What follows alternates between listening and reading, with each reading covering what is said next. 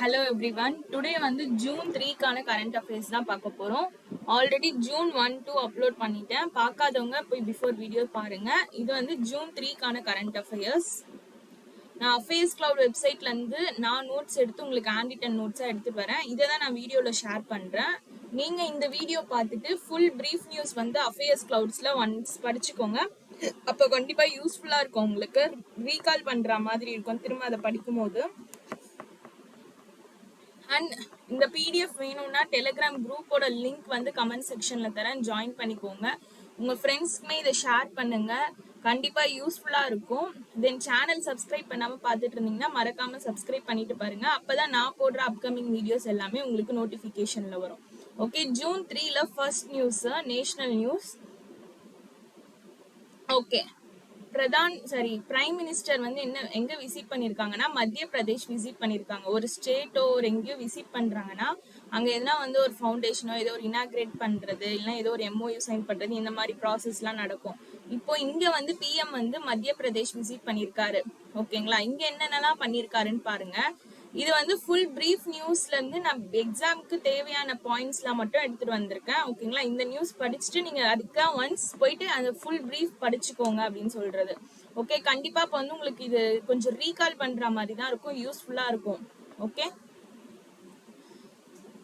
300th birth anniversary of யாருதுன்னா அகில்யா பாய் ஹோல்கர். இவங்களோட 300th birth ஆனிவர்சரியை முன்னிட்டு மஹிளா சாஷாக்திகரன் மகா சமீலன் அப்படின்ற உமன் எம்பவர்மெண்ட் ப்ரோக்ராம் வந்து போபால்ல கொண்டு வந்திருக்காங்க. ஓகேங்களா, இது யாருடைய பர்த் ஆனிவர்சரினா அகில்யா பாய் ஹோல்கரோட 300th பர்த் ஆனிவர்சரி.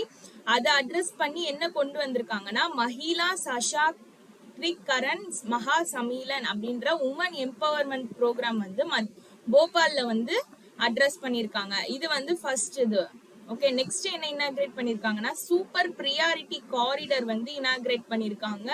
இது எங்கன்னா இண்டோரோட மெட்ரோ இருக்குல்ல, மெட்ரோக்கு சூப்பர் பிரியாரிட்டி காரிடர் இனாகிரேட் பண்ணிருக்காங்க. எதுக்காகனா இண்டோர் மெட்ரோவை வந்து இன்ஃப்ராஸ்ட்ரக்சர் வந்து இன்னும் மாடர்னைஸ் பண்றதுக்காக இந்த சூப்பர் பிரியாரிட்டி காரிடர் அப்படின்றத இனாகிரேட் பண்ணிருக்காங்க.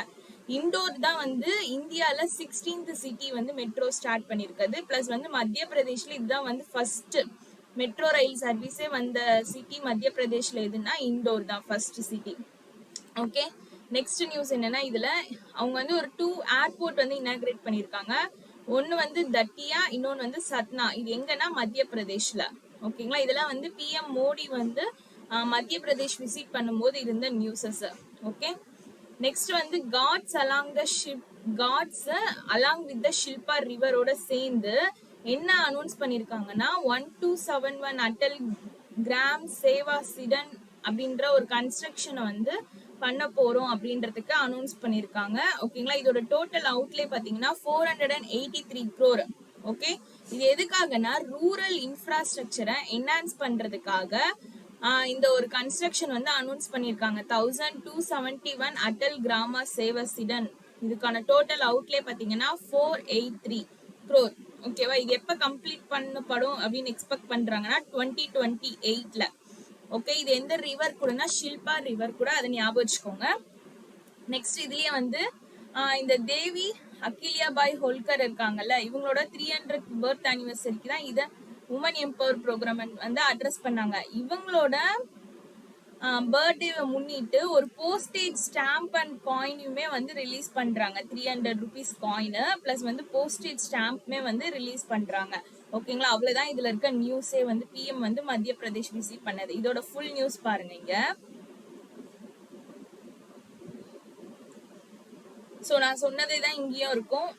ஓகேங்களா, சோ இந்த தட்டியா சட்னான்றது நியூ ஏர்போர்ட் மத்திய பிரதேஷ்ல இனாகிரேட் பண்ணிருக்காங்க. இந்த காயின் வந்து எத்தனை ரூபீஸ் காயினா 300 rupees காயின், பிகாஸ் ஆஃப் 300th பர்த் ஆனிவர்சரியை முன்னிட்டு. ஓகேவா, இது ஞாபகம் வச்சுக்கோங்க. நெக்ஸ்ட் வந்து நேஷனல் தேவி அகில் பாய் அவார்டு வந்து உமன் ஆர்டிஸ்டுக்குமே வந்து பிரசன்ட் பண்ணிருக்காங்க. எதனாலனா அவங்களோட கான்ட்ரிபியூஷன் வந்து ட்ரைபல், ஃபோக் அண்ட் ட்ரெடிஷனல் ஆர்ட்ஸ்ல இருந்ததுனால.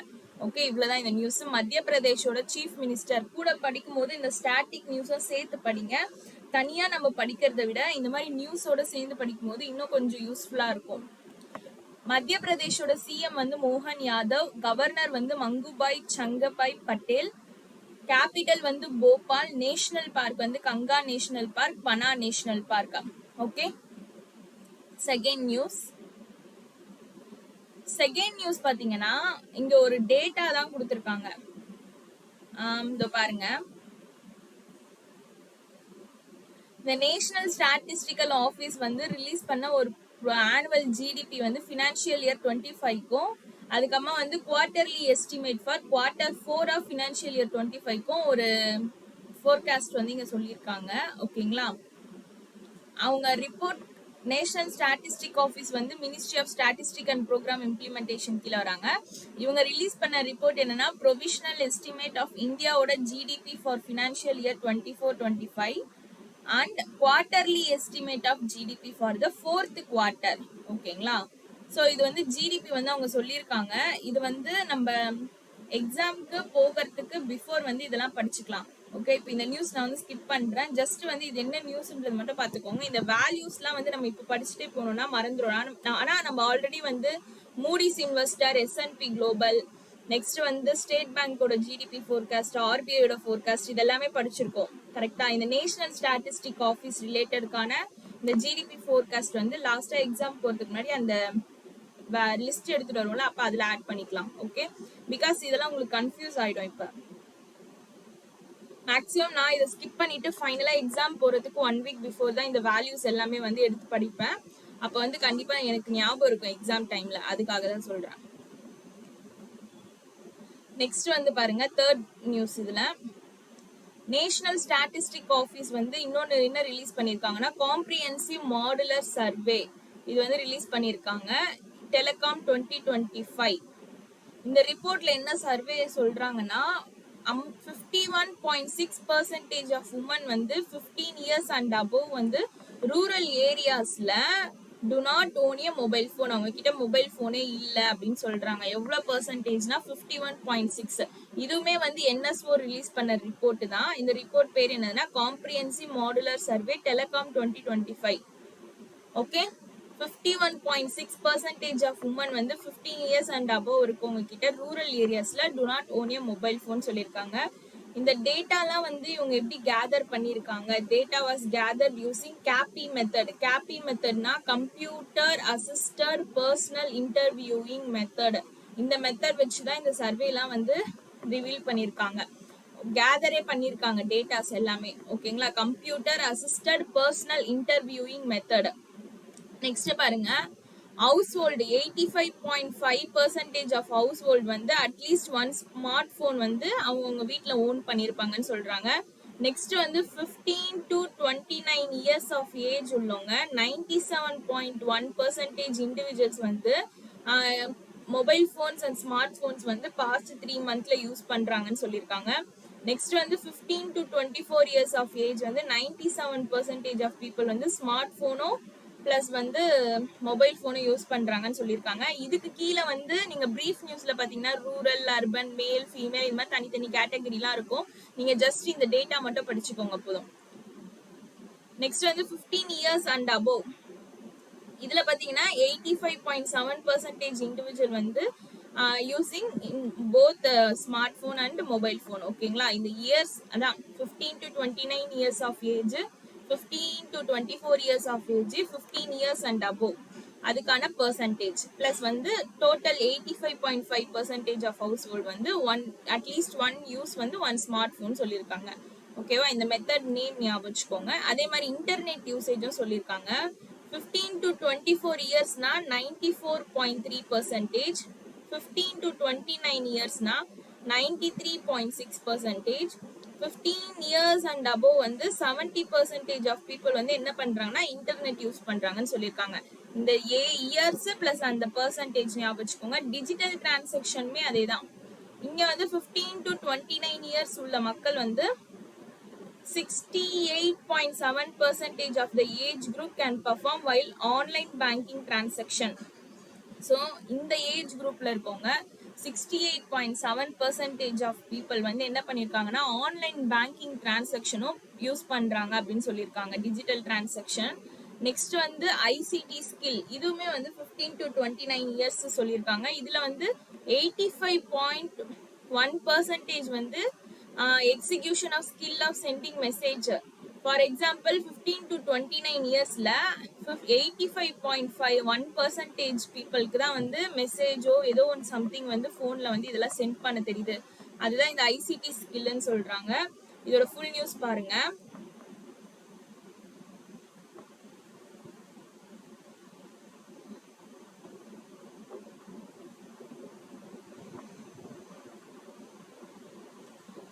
இது வந்து ஜஸ்ட் டேட்டாஸ் மாதிரி தானே கொடுத்துருக்காங்க. இதெல்லாம் நீங்க படிச்சுக்கிட்டா போதும் இந்த டேட்டாஸ்லாம். அதுவும் அந்த ஏஜ் அந்த பெர்சன்டேஜ்லாம் நம்மளுக்கு கன்ஃபியூஸ் ஆகிறதுக்கு நிறைய சான்சஸ் இருக்கு. ஒரு 2 வாட்டி 3 வாட்டி படிச்சுக்கோங்க. நான் சொன்னல இந்த மாதிரி தனித்தனியா கொடுத்துட்டு அது கீழே மேல் ஃபீமேல் அர்பன் ரூரல் அதெல்லாம் கொண்டு வந்திருப்பாங்க. நான் வெறும் வந்து டோட்டலா காமனா உள்ள பெர்சன்டேஜஸ் தான் நான் அந்த நோட்ஸ்ல எழுதி எடுத்துட்டு வந்திருக்கேன். ஓகே, இன்டர்நெட் யூசேஜ் பார்த்தோமா. நெக்ஸ்ட் வந்து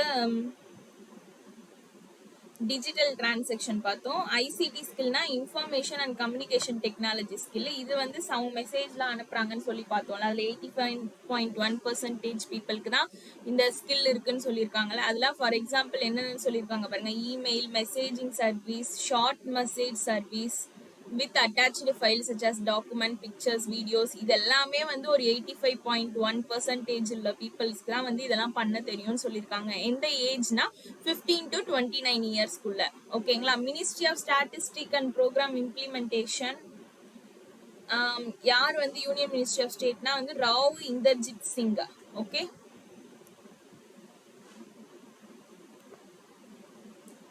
நெக்ஸ்ட் நியூஸ்.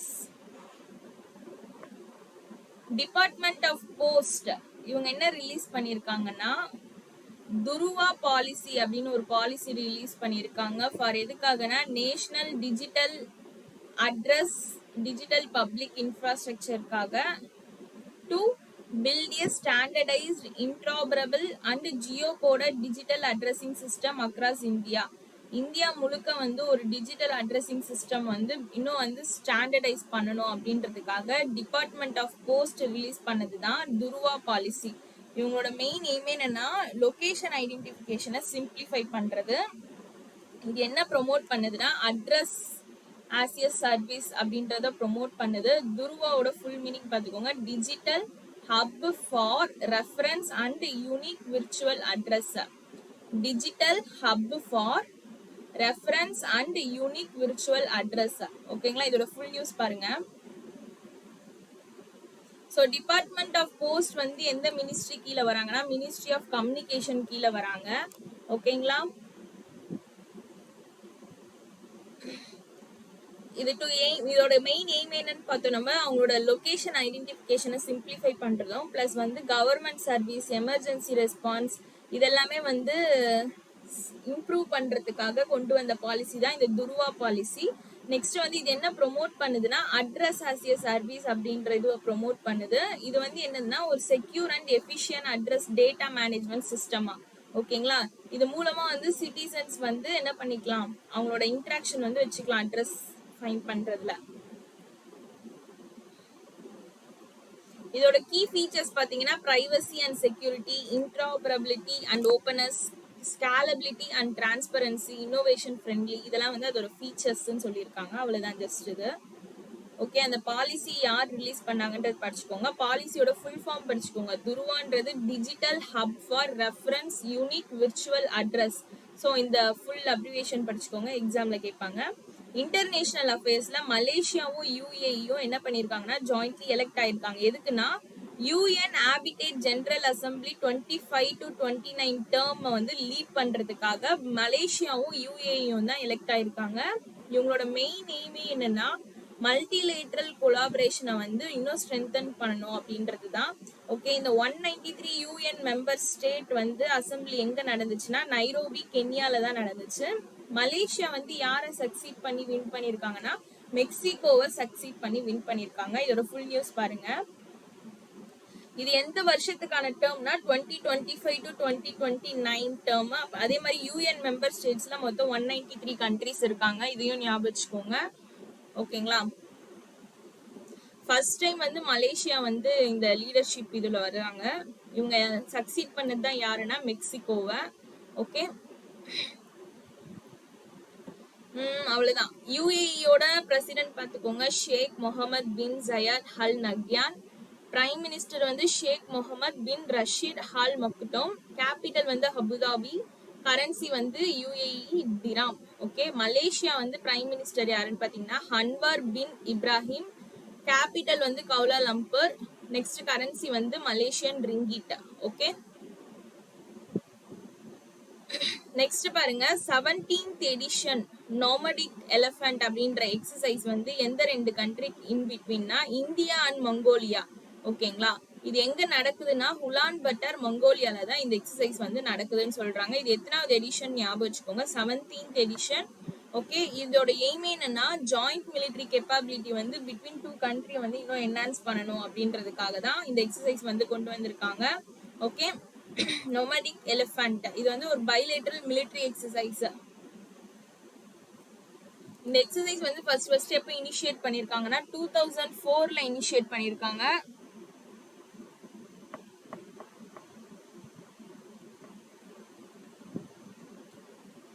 ஓகே. மங்கோலியாவோட பிரசிடென்ட் பாத்துக்கோங்க உகானாகின் குர்லேஷுக். பிரைம் மினிஸ்டர் வந்து லுவா சனாம் சரைன். கேபிட்டல் வந்து உலான் பத்தர். இங்கதான் வந்து அந்த எக்ஸசைஸை கண்டக்ட் பண்ணிருக்காங்க. கரன்சி வந்து டக்ரிக், மங்கோலியன் டக்ரிக் ஞாபகம் வச்சுக்கோங்க.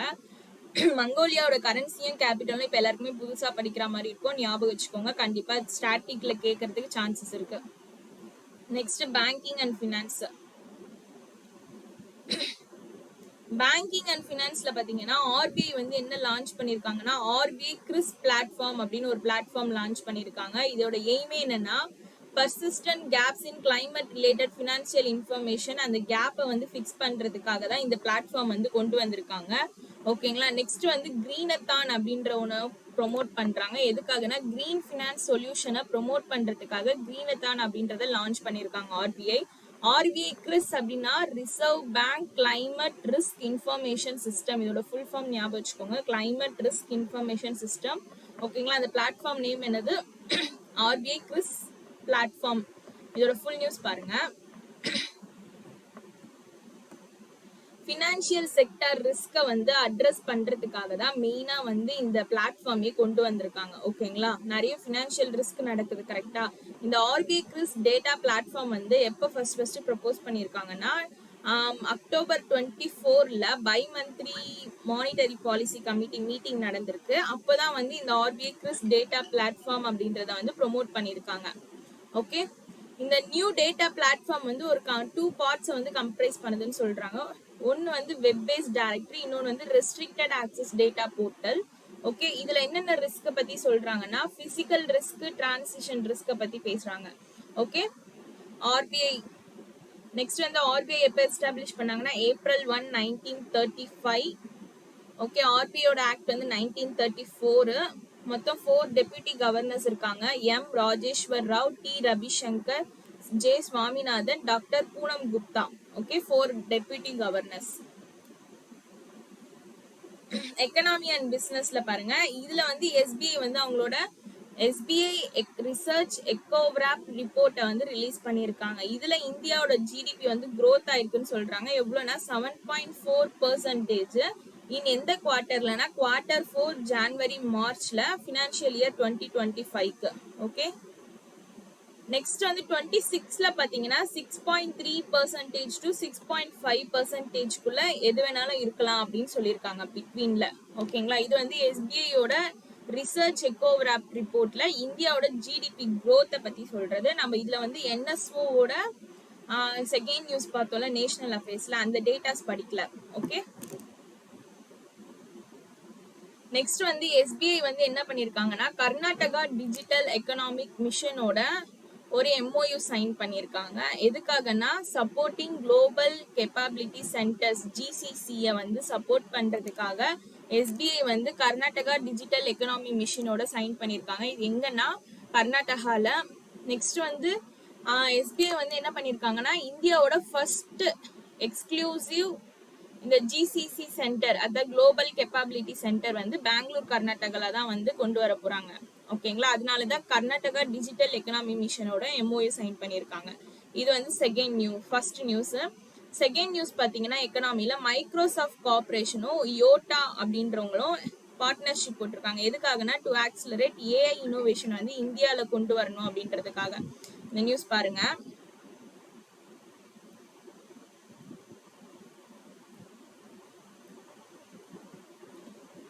ஓகேவா?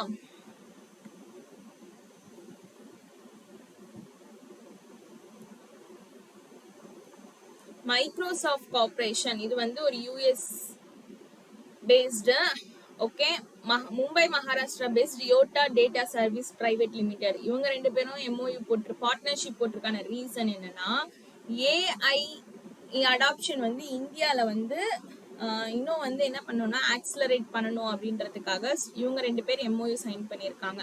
இந்த கொலாபரேஷன் வந்து எதை சப்போர்ட் பண்ணுதுன்னா இந்தியாவோட ஏஐ மிஷனை சப்போர்ட் பண்ற விதமா இந்த கொலாபரேஷன் இருக்கு. இந்த இந்தியா ஏஐ மிஷன் எப்ப யார் லான்ச் பண்ணாங்கன்னா ministry of electronic and information technology தான் வந்து லான்ச் பண்ணிருக்காங்க 2024ல. ஓகேங்களா? இந்த இதுக்கான டோட்டல் வேல்யூ பாத்தீங்கன்னா 10,372 crore. இந்த இனிஷியேட்டிவோட மெயின் எய்மே என்னன்னா அவங்களோட ஏஐ எக்கோசிஸ்டம் வந்து இந்தியால வந்து ஸ்ட்ராங்கா பில்ட் பண்றதுக்காக தான் இதெல்லாம் கொண்டு வராங்க. ஓகேங்களா? Next appointments and resignation. Financial services institution bureau இவங்க வந்து யாரை ரெக்கமெண்ட் பண்ணியிருக்காங்கன்னா ஆஷிஷ் பாண்டேவை ரெக்கமெண்ட் பண்ணியிருக்காங்க, MD and CEO of Union Bank of India. இவங்க யாரை சக்சீட் பண்றாங்கன்னா மணிமேகலையை சக்சீட் பண்றாங்க. இன்னொரு அப்பாயின்மெண்ட்டும் இவங்க பண்ணியிருக்காங்க, கல்யாண் குமாரை வந்து சென்ட்ரல் பேங்க் ஆஃப் இந்தியாவோட CEO MD and CEO appoint பண்ணியிருக்காங்க. இவங்க யாரை சக்சீட் பண்றாங்கன்னா எம்வி ராவ். ஆஷிஷ் பாண்டே மணிமேகலையை சக்சீட் பண்றாங்க, கல்யாண் குமார் வந்து எம்வி ராவ் வந்து சக்சீட் பண்றாங்க. ஓகே, இது வந்து ஃபர்ஸ்ட் நியூஸ் அப்பாயின்மெண்ட்ல. நெக்ஸ்ட் வந்து ஓக்லே இன்க், இது வந்து ஒரு USA based company. Indian cricketer Shubman Gill இருக்காங்கல்ல, அவங்கள வந்து பிராண்ட் அம்பாசிடரா அப்பாயிண்ட் பண்ணிருக்காங்க இந்தியால. ஓகே, நெக்ஸ்ட் ராம்ராஜ் காட்டன் நம்மளுக்கு தெரியும். இவங்க என்ன பண்ணிருக்காங்கன்னா துஷ்யாந்த் ஸ்ரீதர், இவர் வந்து யாருன்னா வேதிக் ஸ்காலரா. ஓகேவா? இவரை வந்து பிராண்ட் அம்பாசிடரா ராம்ராஜ் காட்டனுக்கு அப்பாயிண்ட் பண்ணிருக்காங்க. மெயினா எதுக்காகனா ப்ரொமோட் ஆச்சாரியா பஞ்சகச்சம் வேஷ்டிய வந்து ப்ரொமோட் பண்றதுக்காக இவங்கள வந்து துஷ்யாந்த் ஸ்ரீதர பிராண்ட் அம்பாசிடரா அப்பாயிண்ட் பண்ணிருக்காங்க ராம்ராஜ் காட்டன். நெக்ஸ்ட் வந்து சித்தி ஹோல்டுதா, இவர் வந்து மௌரிஷியனோட எக்கனாமிஸ்ட். ஓகேவா? இவர் வந்து 9th பிரசிடென்டா எலெக்ட் ஆயிருக்காரு. எதுக்குன்னா ஆப்பிரிக்கன் டெவலப்மெண்ட் பேங்கோட 9th பிரசிடென்டா சித்தி ஹோல்டுதா அப்படின்றவங்க எலெக்ட் ஆயிருக்காங்க. யாரை ரீப்ளேஸ் பண்ணிருக்காங்கன்னா ஹக்னி ஹுமி அட்சீனா, இவங்கள தான் வந்து ரீப்ளேஸ் பண்ணிருக்காங்க. ஓகே,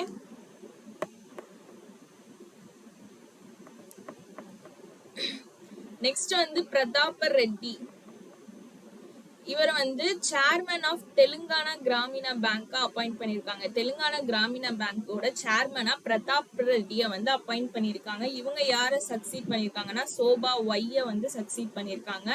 தெலுங்கானா தான் வந்து ஃபர்ஸ்ட் ஸ்டேட்டா எதை அச்சீவ் பண்றதுக்குன்னா one state one RRB frame ஒர்க்கை வந்து இம்ப்ளிமெண்ட் பண்றதுல தெலுங்கானா தான் வந்து ஃபர்ஸ்ட் ஸ்டேட்னு சொல்லியிருக்காங்க. ஓகே, நெக்ஸ்ட் ஆபிச்சூரி பாருங்க. எச்.எஸ். வெங்கடேஷ மூர்த்தி, இவர் வந்து ஒரு Kannada poet, play right and scholar. இவங்க வந்து பெங்களூர் கர்நாடகால பாஸ்ட் அவே. இவர் வாங்கின அவார்ட்ஸ் பாத்துக்கோங்க. Sahitya Akademi translation award 1991, Karnataka Sahitya Akademi award 5 times win பண்ணியிருக்காரு இந்த அவார்டு. நெக்ஸ்ட் வந்து ராஜ்யோத்சவா அவார்ட் 2003ல ஒன் பண்ணியிருக்காரு. ஸோ ஆபிச்சூரினாலே அவங்க எந்த ப்ரொஃபஷன், எங்க இறந்தாங்க, பிளஸ் அவங்க வாங்கின அவார்ட்ஸ் எல்லாம் பார்த்துக்கோங்க. நெக்ஸ்ட் வந்து சாகித்ய அகாடமி பால் புரஸ்கர் அவார்டு, இது வந்து 2013ல. Filmfare best lyricist award வந்து 2019ல வாங்கியிருக்காங்க. ஓகேவா? யாருன்னா எச்.எஸ். வெங்கடேஷ மூர்த்தி. நெக்ஸ்ட் வந்து சஞ்சோ மோங்கா, இவர் வந்து Indian naturalist, wildlife photographer and conservationist. Sanjay Monga, இவரை வந்து பேர்ட் மேனும் அழைப்பாங்களாம். ஓகேங்களா? இவர் வந்து பாஸ்ட் அவே, ஞாபகம் வச்சுக்கோங்க.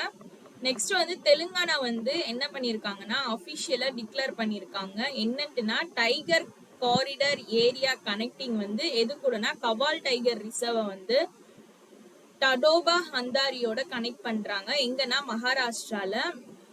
ஓகேங்களா. நெக்ஸ்ட் வந்து கரண்ட்லி இந்தியா வந்து 58 டைகர் ரிசர்வ் வந்து வச்சிருக்காங்க.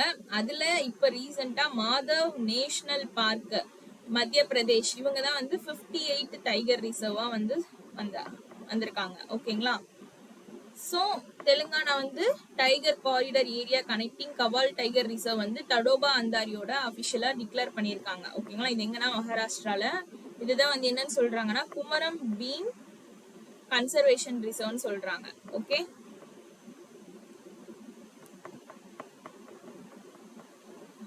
இம்பார்ட்டன்ட் டேஸ் வந்து தனியா படிச்சுக்கோங்க. நான் லாஸ்டா மேக்ஸிமம் எடுத்துட்டு வர ட்ரை பண்றேன். ஓகே.